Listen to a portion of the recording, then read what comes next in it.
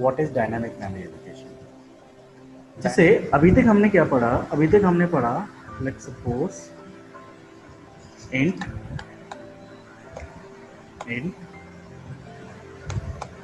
A equal to 10, ठीक है। You know what happened with this statement? A memory block is created which is known as A and value is stored. This memory location having some address, ठीक है। तो एक memory location बना, लेकिन ये जो मेमोरी लोकेशन है इसको मैं चेंज नहीं कर सकता इन फ्यूचर, है ना। If I want to change this memory location, right, मैं इसकी मेमोरी को बढ़ा सकूं, घटा सकूं, है ना, ऐसा मैं नहीं कर सकता, राइट। जनरली हम लोग मेमोरी एलोकेशन यूज करते हैं हमेशा कलेक्शन टाइप की चीज़ों के लिए, एरे के लिए, स्ट्रिंग के लिए। स्ट्रिंग के लिए तो क्या डायरेक्टली भी कर सकते हैं, स्ट्रिंग हमारे पास पॉइंटर का कंसेप्ट होता है। मेनली एरे के लिए, स्ट्रक्चर के लिए, यूनियन के लिए, आगे हम लोग स्ट्रक्चर पढ़ेंगे, एरे हम लोग पढ़ चुके हैं।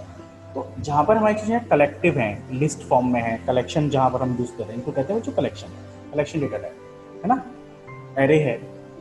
तो ऐसी चीज़ों के लिए हमें क्या करना होता है कि हमें डायनामिक मेमोरी एलोकेशन की जरूरत है। सिंगल वेरिएबल के लिए उतनी ज़्यादा नीड नहीं है ना, और कहीं यूज़ भी नहीं होता उतना, उसके लिए तो हमारा ये स्टैटिक कॉन्सेप्ट ही ठीक है, जस्ट लाइक दिस, राइट। जैसा हमने ये अभी डिक्लेयर किया है, this is the static. You know if I am declaring another example int a, एक वेरिएबल से बेटर है कि मैं एक एरे ले लेता हूँ, उसके थ्रू समझाता हूँ आपको कि एक्चुअली प्रॉब्लम क्या है। अभी मैंने एक एरे लिया है ना, साइज कितना है 10, सो यू नो डैट एक 10 ब्लॉक की मेमोरी, इसके लिए इस ए को एक 10 ब्लॉक की मेमोरी क्रिएट होगी और रेफरेंस बाई ए, एग्री ना, 0 to 9, ठीक है, ये इंडेक्स वैल्यूज होंगी, ठीक है।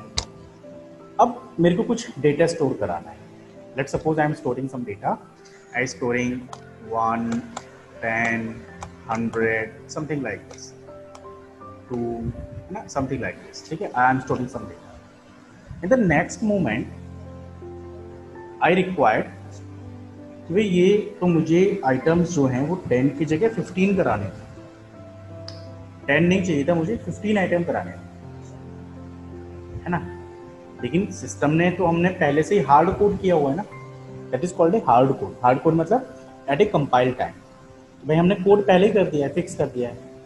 लेकिन जब मैं डेटा इनपुट कर रहा हूँ रन टाइम पे, यूजर जब इनपुट कर रहा है, यूजर को रिक्वायरमेंट है 15 ब्लॉक्स की, बट मेरी तो लिमिट 10 की है ना। अब कैसे हो, यानी कि वहाँ पर ही मेरी प्रॉब्लम, मेरा जो सॉफ्टवेयर है वो क्या हो गया, अप टू द मार्क नहीं रहा, फेल हो गया। समटाइम मे बी रिक्वायरमेंट, एक यूजर की जो रिक्वायरमेंट है केवल 2 एलिमेंट की है, लेकिन उसके हिसाब से भी सिस्टम को कितनी मेमोरी मिल रही है, उसके लिए भी सिस्टम कितनी मेमोरी ऑक्यूपाई कर रहा है, 10 ब्लॉक्स के लिए, मतलब 20 बाइट्स।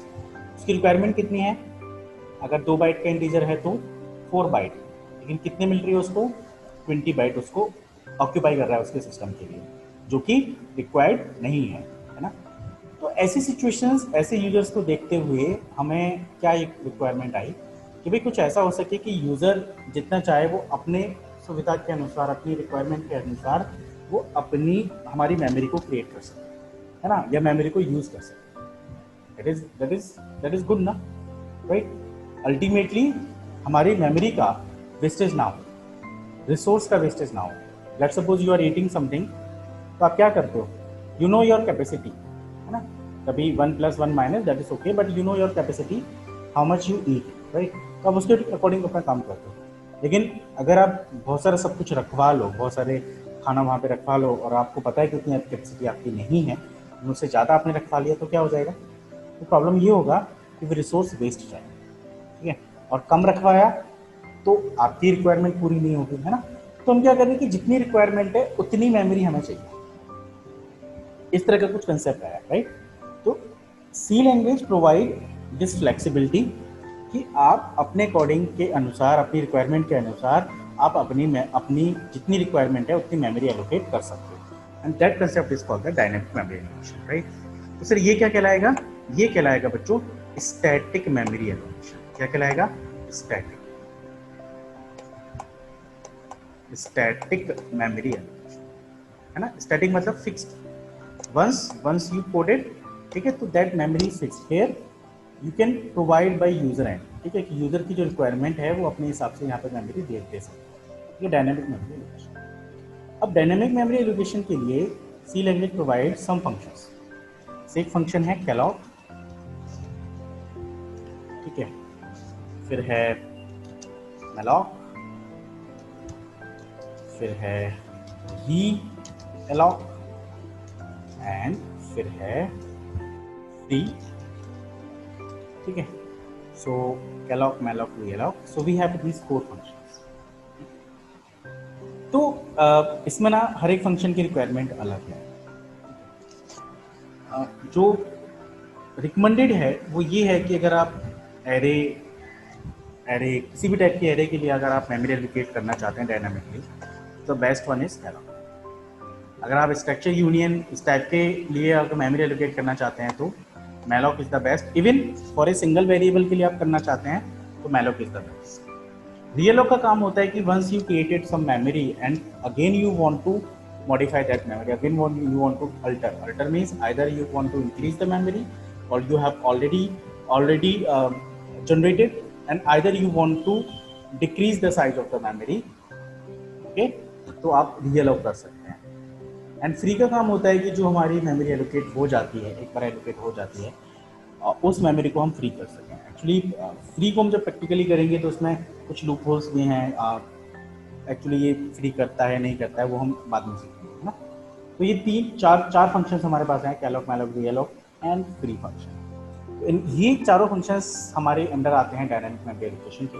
और अगर इनमें से अगर आप कोई भी फंक्शन यूज़ करना चाहते हो तो उसके लिए आपको एक हेडर फाइल अलग से यूज़ करनी पड़ेगी। इसके अंदर ये फंक्शंस हमारे डिक्लेयर्ड हैं, दैट इज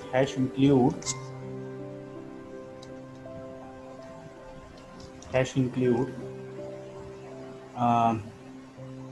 stdlib.h, ठीक है, #include stdlib.h, standard library function. So these 4 functions are available in the stdlib.h.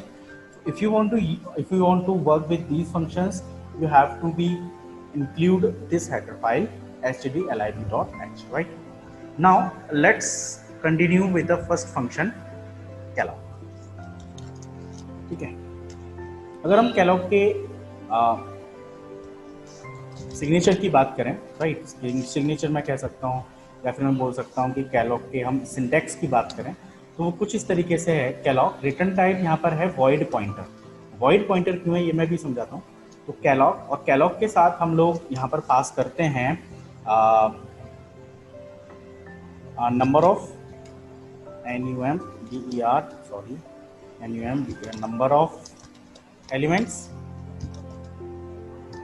number of elements, comma, size of each element, ठीक है, size of each element. This is actually the syntax for this function, okay? This function. अब यहाँ पर एक एक चीज़ क्या है, जैसे यहाँ पर मैंने लिखा number of element. Number of elements का मतलब है जैसे कि एरे में आपको एक साइज देना होता है, यहाँ पर आप नंबर ऑफ एलिमेंट्स बता दीजिए। अच्छा, वो साइज ऑफ ईच एलिमेंट का मतलब है कि आपकी एरे इंटीजर में हो सकती है, आपकी एरे फ्लोट में हो सकती है, आपकी एरे कैरेक्टर एरे हो सकती है, राइट। तो आपको ये बताना होगा कि आप किस टाइप की एरे यहाँ पर यूज़ करना चाहते हैं। यानी कि इंटीजर है तो यहाँ पर क्या आ जाएगा, 4 आ जाएगा, है ना। अगर आपकी एरे 4 इंटीजर में है तो यहाँ पे क्या आ जाएगा, 4 आ जाएगा। 4 क्यों आएगा, क्योंकि we are working with 32 bit compiler, right. तो यहाँ पर 4 आ जाएगा, राइट। अगर ये आपका यहाँ पर फ्लोट है तब भी वहाँ पर 4 आ जाएगा, ठीक है। और कोई अदर डेटा टाइप आप यूज़ कर रहे हो तो उसके हिसाब से यहाँ पर हम साइज डालते हैं, ठीक है ना। नेक्स्ट वन इज कि this function do what, if the memory is allocated, if this function allocates the memory, let's suppose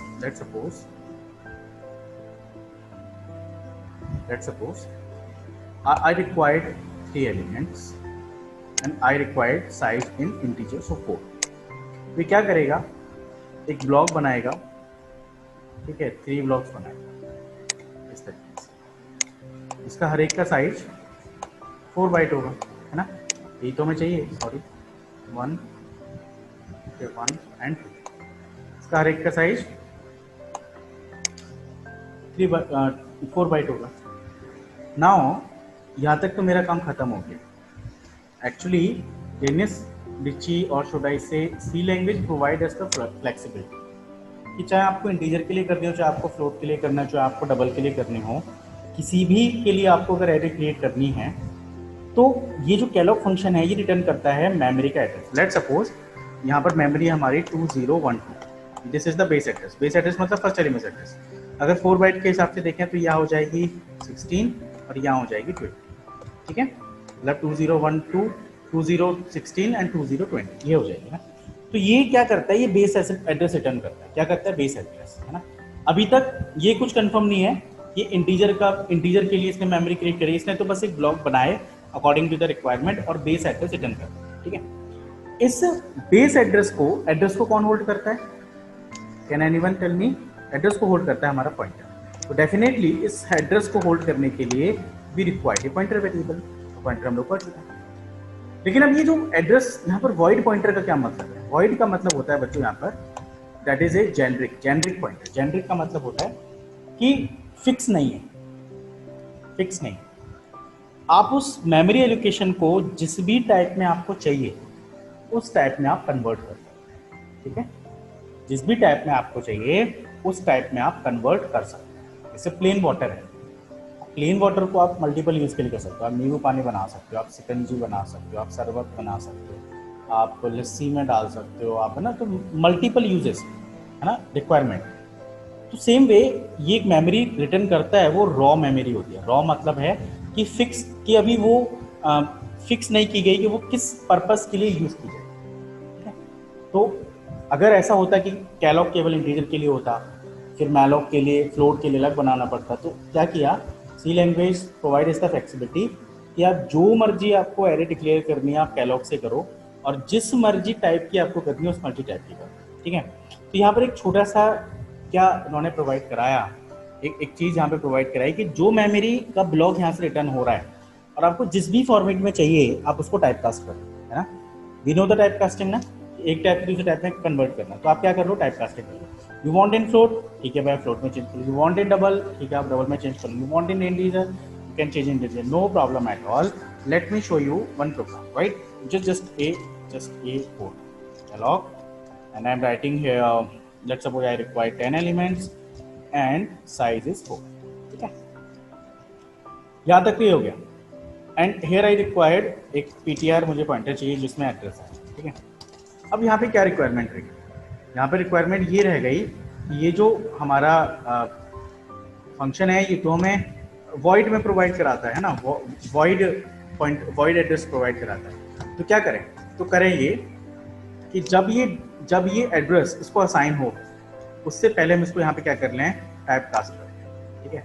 if I required integer so I can in int, कैसे करेंगे, इंट और is returning the address, तो int और int से पहले क्या लगा देंगे यहाँ पर एड्रेस, बस, और ये मेरा काम खत्म।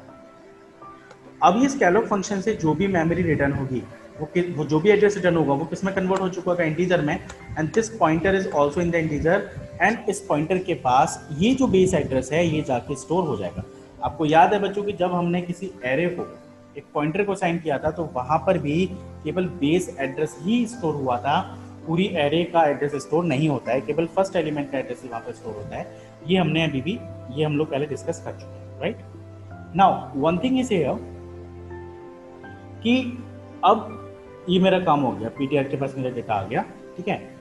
अब बाई चांस ऐसा भी हो सकता है, क्योंकि बच्चों ये मेमोरी है वो डायनामिकली क्रिएट हो रही है ना, हो सकता है आपके सिस्टम में वो मेमोरी ना हो, मतलब रैम आपकी भरी हुई और भी बहुत सारी एप्लीकेशंस रन हो रही हैं, तो रैम के पास स्पेस ही नहीं है उस मेमोरी को रिटर्न करने के, उस मेमोरी को क्रिएट करने के। उस सिचुएशन में क्या होता है, ये फंक्शन, ठीक है, उस सिचुएशन में क्या होता है, ये फंक्शन रिटर्न करता है null pointer. There is a type of constant that is the null, ये रिटर्न करने का मतलब है कि इस फंक्शन ने अपने हमारे ऑपरेटिंग सिस्टम को रिक्वेस्ट की, ठीक है, और इस रिक्वेस्ट पर मेमोरी हमें नहीं मिल पाई, ठीक है, प्रोग्राम की रिक्वेस्ट पर ऑपरेटिंग सिस्टम उसे मेमोरी नहीं दे पाया, तो उस सिचुएशन में ये फंक्शन रिटर्न करता है नल, राइट। और नल से आप समझ सकते हैं, अगर पॉइंटर के पास ये नल एक पॉइंटर वैल्यू है, जैसे हम 0 असाइन करा देते हैं किसी वेरिएबल को इफ वी हैव नथिंग, तो एड्रेस के केस में सी लैंग्वेज में नल रिटर्न होता है, और ये एक एड्रेस वैल्यू है इसकी, पॉइंटर क्या स्टोर करता है, एड्रेस स्टोर करता है। तो नल हम असाइन करा देंगे अपने पॉइंटर को। अगर उस पॉइंटर के पास नल है तो क्या मतलब है इस बात का, इस बात का मतलब ये है कि भाई जो मेमोरी है वो असाइन नहीं की जा सकती due to any reason, but memory assign नहीं की जा सकती, ठीक है। तो जल्दी से इसको एक कोड फॉर्म में कन्वर्ट करते हैं, राइट, एंड समझते हैं कंसेप्ट, राइट। तो फर्स्ट माय रिक्वायरमेंट इज कि I have to use stdlib because if I want to work with stdlib, right, ठीक है, डन हो गया। Now one thing is here, I required a int n for the size, and I required a pointer, sorry, comma ptr pointer I required, ठीक है, बाकी चीज़ें बाद में कर लेंगे। तो मैंने लिखा यहाँ पर printf, और मैंने किया यहाँ पे enter size of n, कि अभी मैं कोई एरे डिक्लेयर नहीं कर रहा हूँ पहले से, मैं यहाँ पर सीधे सीधे साइज दूंगा, scanf and %d comma address of n, ठीक है, तो n में जाके स्टोर हो गया। अब ठीक है, तो साइज के लिए क्या करेंगे, ptr इक्वल टू कैलॉग, ठीक है। तो यहाँ पर क्या करना था हमें, यहाँ पे देना था हमें साइज, कितने नंबर ऑफ एलिमेंट चाहिए, दूसरा कि हर एक एलिमेंट का साइज क्या होगा। तो हम ऐसा भी कर सकते हैं, साइज ऑफ इंट लिखते हैं, तो वो अपने आप ले लेगा सिस्टम, यानी कि इस कंपाइलर के थ्रू जो भी साइज होगा, अगर हम 2 लिखते हैं हो सकता है वो कंपाइलर 4 बाइट लेता हो, तो हम यहाँ पे साइज ऑफ इंट लिखते हैं, इंटीजर में अगर चाहिए, अगर साइज ऑफ फ्लोट लिखते हैं, अगर फ्लोट में चाहिए तो अपने आप साइज दे देगा। लेकिन साइज लेने से पहले अगर पीटीआर को हमें क्या करना पड़ेगा, इस एड्रेस को हमें कन्वर्ट करना होगा इसमें integer type casting, this is a type casting, क्योंकि हम एड्रेस को टाइप कास्ट कर रहे हैं इसलिए हमने यहाँ पे एस्टेरिस्क लगाया। अगर ये एक नॉर्मल वेरिएबल होता तो हम यहाँ पे एस्टेरिस्क नहीं लगाते, ठीक है। Now done. अब क्या है कि मेमोरी क्रिएट हुई है या नहीं, उसके लिए हम एक कोड लगा लेते हैं, इफ ptr इक्वल हो नल, है ना। अगर ptr नल के इक्वल है तो क्या करें, तो सिंपली बोल दे कि लो मेमोरी स्पेस, लो मेमोरी स्पेस, ठीक है। अगर ऐसा होता है तो राइट, नहीं तो सिंपली क्या हो कि हम एक बार लोकेशन देख लेते हैं, है ना। मैंने लिख दिया यहाँ पर एरे एलिमेंट्स, ठीक है। डिफ़ॉल्ट वहाँ पर क्या एलिमेंट्स साइन हुए हैं वो देख लेते हैं। यहाँ पे लगा देते हैं for loop for i equal to 0, है ना, and i equal to 0, i less than n and i, ठीक है। इधर करा देते हैं printf %d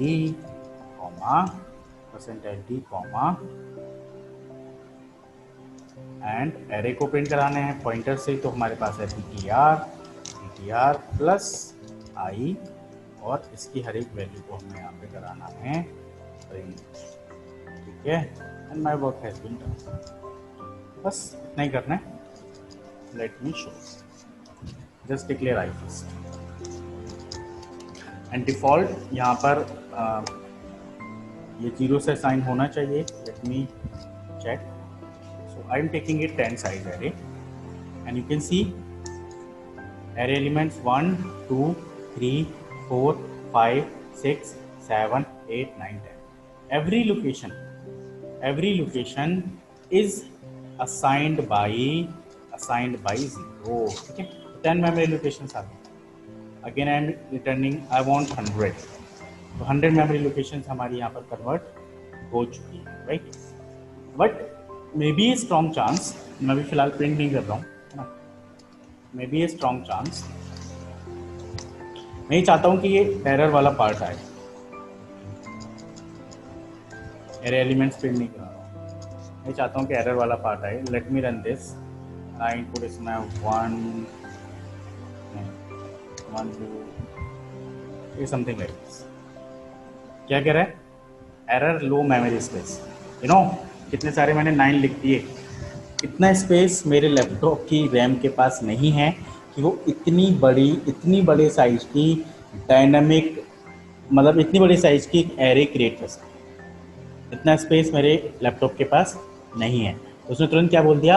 एरर लो मेमोरी स्पेस, ठीक है। देखो थोड़े बहुत पे तो कोई फर्क ही नहीं पड़ेगा, आप यहाँ पे दे दो ना यहाँ पर, ठीक है, नो प्रॉब्लम। अच्छा इतने पे भी कर रहा है, ठीक है। तो मतलब क्या है कि उतनी मेमोरी हमारे लैपटॉप के पास नहीं है, पर्सनली मेरे लैपटॉप के पास उतनी मेमोरी नहीं है। हो सकता है कि आप किसी हायर कॉन्फ़िगरेशन का हो, इसमें कोई प्रॉब्लम नहीं आएगी। क्यों? क्योंकि ये मेमोरी पॉसिबल है, ठीक है, इसमें कोई प्रॉब्लम नहीं है। Next if I am taking 1111, ठीक है, यहाँ पर भी लो मेमोरी कर दिया, ठीक है।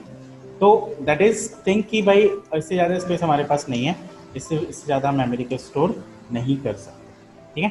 तो दिस इज द वे कि how can be create array, right.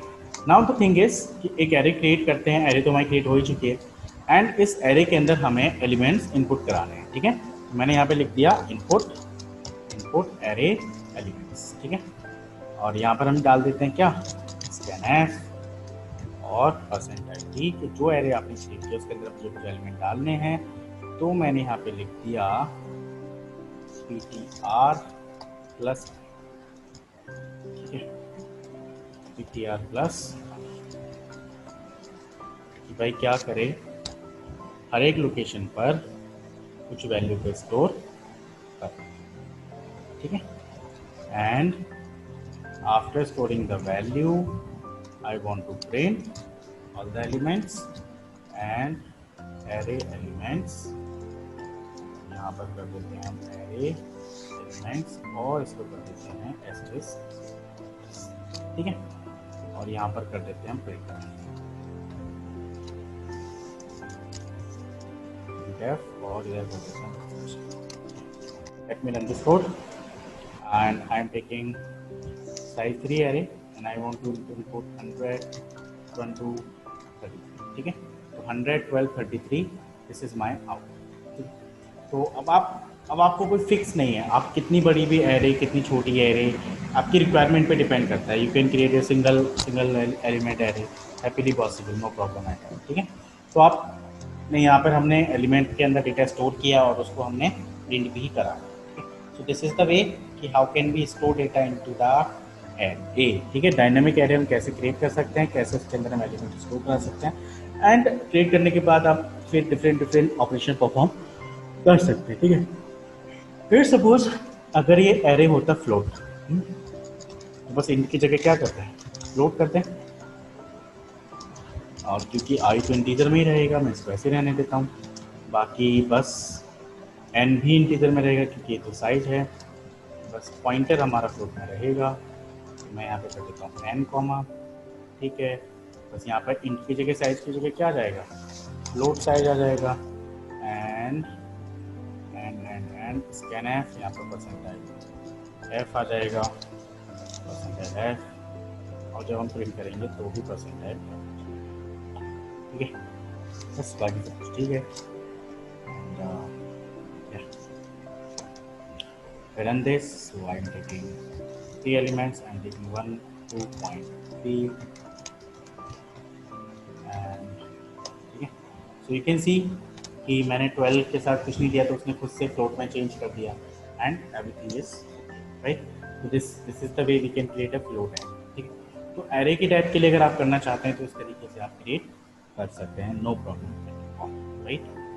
तो दिस इज अब बात आती है कि हमें मैलॉक कब यूज़ करना है या फिर हमें डीएलॉक कब यूज़ करना है, ठीक है। तो आपको क्या करना है बच्चों, इस पर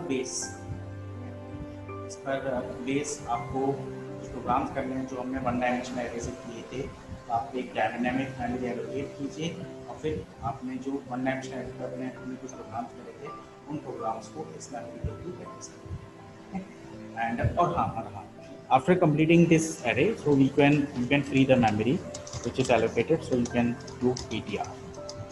जिस पॉइंटर के अंदर आपने मेमोरी को क्रिएट किया है वहाँ पर उसको फ्री भी कर सकते हैं, and that is no problem. And I am taking 312.334 ठीक है। तो हमने उस मेमोरी को फ्री भी कर दिया। तो this is how can we use free function. तो जो अच्छा फ्री फंक्शन बच्चों केवल उन्हीं मेमोरी को डिलीट करता है, उन्हीं मेमोरी को रिलीज़ करता है जो कैलॉक मैलॉक के थ्रू या रीअलोक के थ्रू क्रिएट की गई, ठीक है। तो ये एक फिक्स्ड फंक्शन है, फिक्स्ड मैं ये कह सकता हूँ कि एसोसिएटेड फंक्शन है विद कैलॉक मैलॉक एंड रीअलोक के साथ। तो ये केवल उसी मेमोरी को डिलीट करेगा जो इनके थ्रू क्रिएट की गई है, ठीक है। सो रीअलोक फंक्शन डिस्कस करते हैं। ठीक है, जनरली क्या है कि हमने कैलॉक फंक्शन के थ्रू कोई मेमोरी क्रिएट की, ठीक है।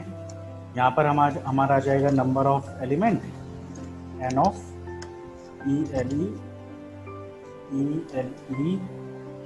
ELEMEN number of elements comma size of each element, है ना, साइज ईच, ये हमने डिस्कस किया था।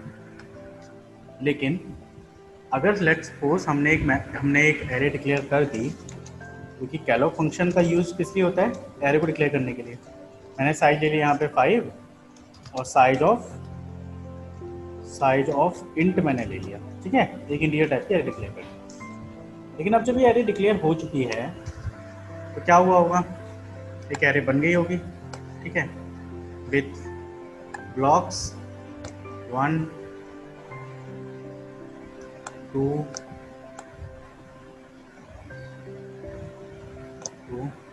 3 4 5, ठीक है। तो 0 1 2 3 4 5 ब्लॉक बने, ठीक है। लेकिन बात क्या है, बात ये है कि अब अगर मैं इस एरे को इंक्रीज करना चाहता हूँ, है ना, माय रिक्वायरमेंट इज इस साइज को मैं बढ़ाना चाहता हूँ, इंक्रीज करना चाहता हूँ, तो मैं अगर ये यूज़ करूँगा कि भाई ठीक है कैलॉक 10 कॉमा 2 मतलब 4 size of it. Let suppose इसका एड्रेस है, बेस एड्रेस है 2010। You know this new array will be created, this is new array will be created, ठीक है, new array, not the same array will be created, a new array will be created 02.9। तो क्या होगा कि ये array अलग हो गया, ये एरे ब्लॉक अलग हो गया, है ना। तो calloc function is use for dynamic memory allocation but not suitable for reallocating the memory या अल्टरिंग द मेमोरी। मतलब मुझे साइज छोटा करना है, मुझे बड़ा करना है, उस पर्पस के लिए मैं कैलॉक को यूज़ नहीं कर सकता, ठीक है। उसके लिए कौन सा फंक्शन यूज़ होगा, उसके लिए फंक्शन यूज़ होगा रीएलोक, ठीक है। अब बात यह है कि रीएलोक फंक्शन का सिंटैक्स क्या होता है। रीएलोक फंक्शन का सिंटैक्स होता है REALLOC रीएलोक, और यहाँ पर आएगा हमारा PTR, ठीक है, यानी कि वो पॉइंटर जो ऑलरेडी हमने कैलॉक को असाइन किया हुआ है, ठीक है, कॉमा न्यू साइज, बस सिंपल, ठीक है, कॉमा न्यू साइज, और इसको हम स्टोर करा देंगे जिस भी पॉइंटर में हमें इसको स्टोर करना है, इक्वल टू PTR, ठीक है। तो जिस भी पॉइंटर में हमें इसको स्टोर कराना है वहां पर हम इसे करा सकते हैं स्टोर, ठीक। तो अब ये क्या करेगा, ये इसी एरे में, जो मेरी ओल्ड एरे है, इसी एरे के अंदर मेमोरी को रीएलोकेट करेगा, बल्कि नई मेमोरी क्रिएट करने के बजाय। ठीक है, इसमें रीएलोकेट करेगा, जो मेमोरी मेरी ऑलरेडी है उसी मेमोरी के अंदर ही क्या करेगा, इसको रीएलोकेट करेगा। ठीक है, नहीं यही लाइक अगर मैं इसको मेमोरी को बढ़ा के देता हूँ, इसी मेमोरी के अंदर क्या करेगा, इसको रीएलोकेट। देखिए कैसे करना है ये समझ लेते हैं। पहले मैं आपको प्रॉब्लम बताता हूँ कि रीएलोकेट की नीड की। लेट सपोज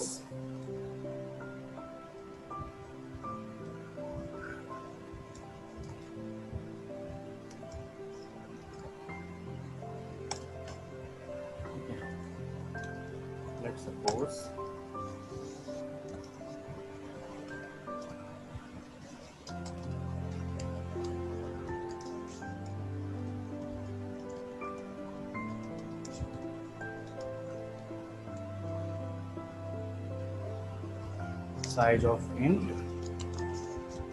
ठीक है, if दो लो मेमोरी बोले और मैं यहाँ पर सिर्फ एड्रेस प्रिंट करा रहा हूँ।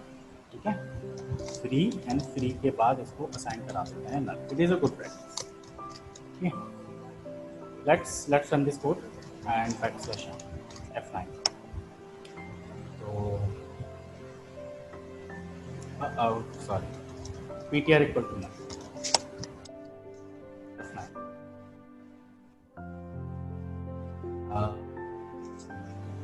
just wait, code going to be run again. Yeah, I input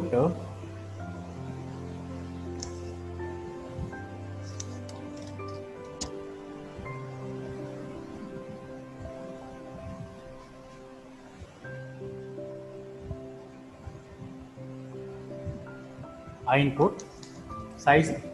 ठीक है, तो देखो क्या हुआ यहाँ पर, एक एरे क्रिएट होके आई। And what is the issue? अच्छा,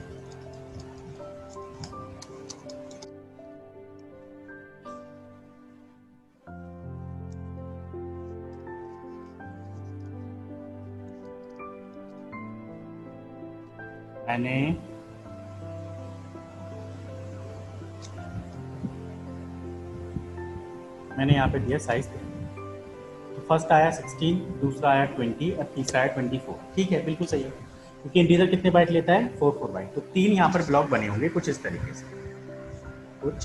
से, लाइक दिस। ठीक है, 0 1, इसका 16 था, 20 and 24। May be next times पे वो चेंज हो जाए। ये मेरे 3 बन चुके, 3 ब्लॉक मेरे मेमोरी के क्रिएट हो चुके, उनका मैंने एड्रेस प्रिंट करा था। ठीक है, डेफिनेटली जब क्रिएट हुए होंगे तभी एड्रेस प्रिंट होगा, है ना। तो मैं यहाँ पर 3 मैंने किए, एड्रेस मैंने प्रिंट करा लिया। देखिए साइज चेंज हो गया। नाउ माई रिक्वायरमेंट इज मैं 2 और चाहिए मुझे। तो मैंने क्या किया कि ठीक है भाई, ठीक है, मैंने यहाँ पर दोबारा से इसी को यूज़ कर लिया। ठीक है, कि नया साइज इनपुट करा दो और दोबारा से फिर मैं एड्रेस प्रिंट कराता हूँ। तो मैंने यहाँ पे डाला कि enter new size of array. तो मैंने न्यू साइज डाल दिया, दोबारा से कैलॉग फंक्शन को यूज़ किया, उसमें मेमोरी को चेक किया और फिर से मैंने उसको प्रिंट करा। ठीक है, इतना ही तो किया है मैंने। लेट मी चेक कि क्या हो रहा है। तो चेक, वेट, क्या, तो मैंने क्या किया यहाँ पर,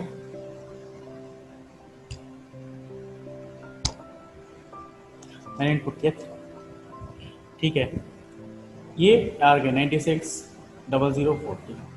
मैंने 2 बाइट और मेमोरी बढ़ा दी। देख रहे हो, फर्स्ट ब्लॉक ही 20 से स्टार्ट हुआ है, सेकंड ब्लॉक 24। पहला ब्लॉक यानी कि ये एक नई एरे बन गई।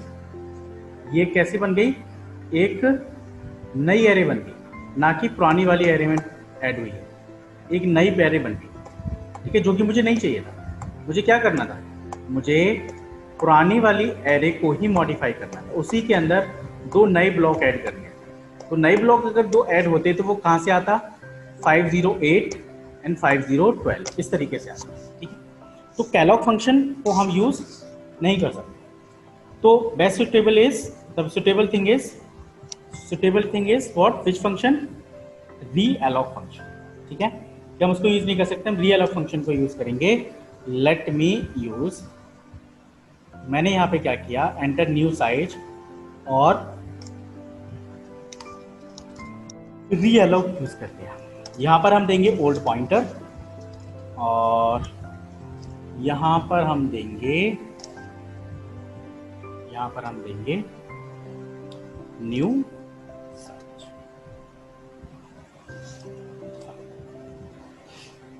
ठीक है। न्यू यहां पर हम दे देंगे साइज,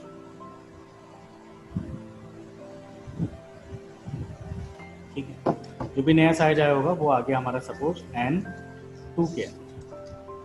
कितने नंबर ऑफ बाइट्स की मेमोरी चाहिए, तो मैंने यहाँ पे N2 इंटू दे दिया, रीअलोक फंक्शन दिया और पॉइंटर को मैंने असाइन चेक किया अगर मेमोरी लो तो नहीं है और दोबारा से उस पॉइंटर को मैंने प्रिंट कर दिया, ठीक है। Let me show, okay, N2 is not declared, first size is N1 comma I do F9, ठीक है। मैंने किया F9,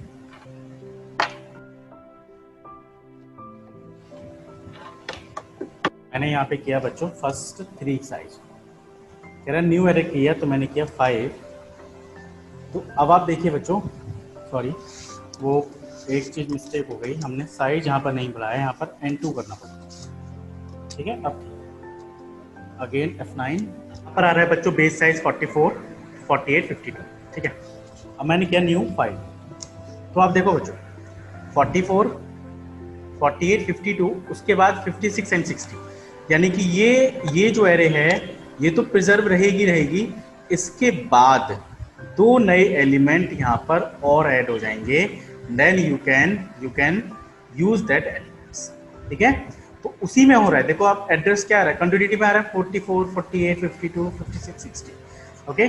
so this is actually the benefit of realloc function over the alloc function. से भी आप कैलॉग फंक्शन से भी आप मेमोरी एलोकेट तो कर सकते हो कैलॉग से, बट रीएलोकेट भी कर सकते हो, है ना, नई मेमोरी भी क्रिएट कर सकते हो, रीसाइज भी कर पा रहे हो। लेकिन प्रॉब्लम क्या है, प्रॉब्लम ये है कि अब जो नई मेमोरी है वो नई एरे बनाएगी, ना कि पुरानी एरे में ऐड करेगी, ठीक है। देखिए अब एक और करते हैं, इसको हमने इंक्रीज तो करके देख लिया, एक बार डिक्रीज करके और देखते हैं, ठीक है, कि क्या ये हमारा काम कर रहा है या काम नहीं कर रहा है।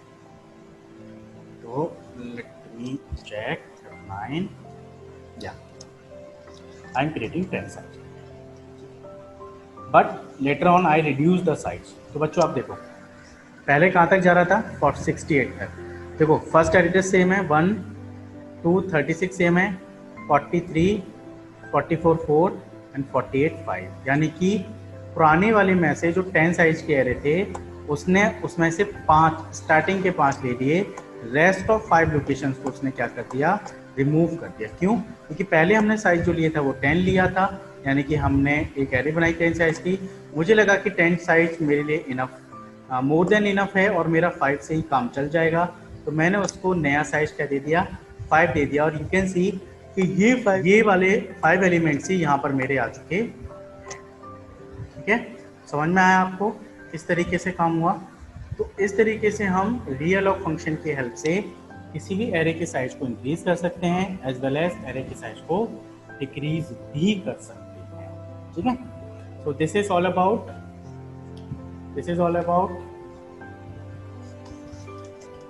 Kellogg and रीअलोक, and one is free.